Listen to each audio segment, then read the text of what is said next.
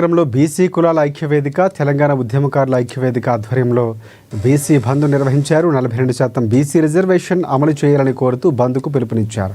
Bus depot ముందు నిరసన కార్యక్రమాన్ని నిర్వహించారు. మరోవైపు పాలేరు నియోజకవర్గంలోని పలు మండలాల్లో రాజకీయ పార్టీలతో పాటుగా పలు ప్రజా సంఘాలు మద్దతు తెలిపాయి. రాష్ట్రంలో స్థానిక సంస్థల ఎన్నికల్లో బీసీలకు 42% రిజర్వేషన్ల కల్పనపై హైకోర్టు ఇచ్చిన స్టేను నిరసిస్తూ బీసీ సంఘాల జేఏసీ తెలంగాణ బంద్ నిర్వహించారు.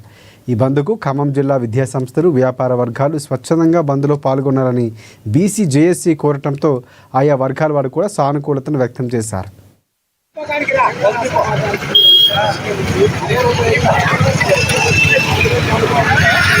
తలపెట్టినటువంటి కార్యక్రమానికి బీజేపీ అడ్డుగా ఉన్నది కనుక గవర్నర్ గారు మనకు ఆమోదించట్లేదు.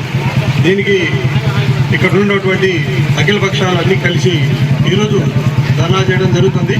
ధర్నా చేయడం కాదు, ఇది భవిష్యత్తులో ఒక యుద్ధంలాగా మనం చేసి మళ్ళీ బీసీ సంఘాలకి మనందరం కూడా మనకి ఆదర్శంగా ఉండి బీసీ సంఘాలకు మన 42% వచ్చే విధంగా మనం చేయాలని ఇక్కడికి వచ్చినటువంటి అఖిల పక్షం అందరూ నాయకులందరికీ అన్ని పార్టీలకి ఒక్కసారి ధన్యవాదాలు తెలియజేస్తూ ఈరోజు జరుగుతున్న ఈ బంద్కు సంపూర్ణ సహకారాన్ని మద్దతుని కాంగ్రెస్ పార్టీ రాష్ట్ర కమిటీ మద్దతు ఇచ్చింది.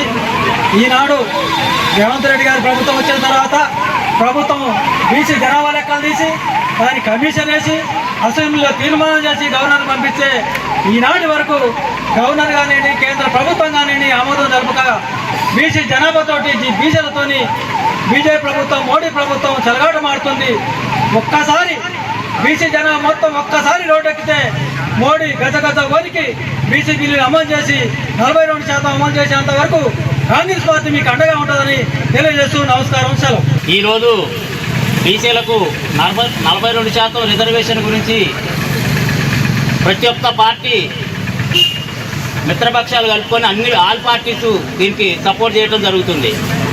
కానీ ఈ వింతేందో అంటే దీంట్లో బీజేపీ కూడా పాల్గొంటుంది.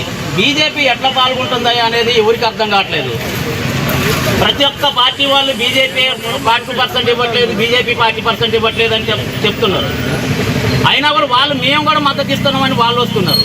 అసలు గవర్నమెంట్, కాంగ్రెస్ గవర్నమెంట్ పంపించిందే పార్లమెంట్ గవర్నర్ దగ్గరికి, గవర్నర్ కానుంచి రాష్ట్రపతి దగ్గర పోయింది, వాళ్ళు ఆమోదించలేదు. మళ్ళా మేము కూడా మీకు మద్దతు ఇస్తున్నాం అని చెప్పేసి బీజేపీ మాట్లాడుతుంది.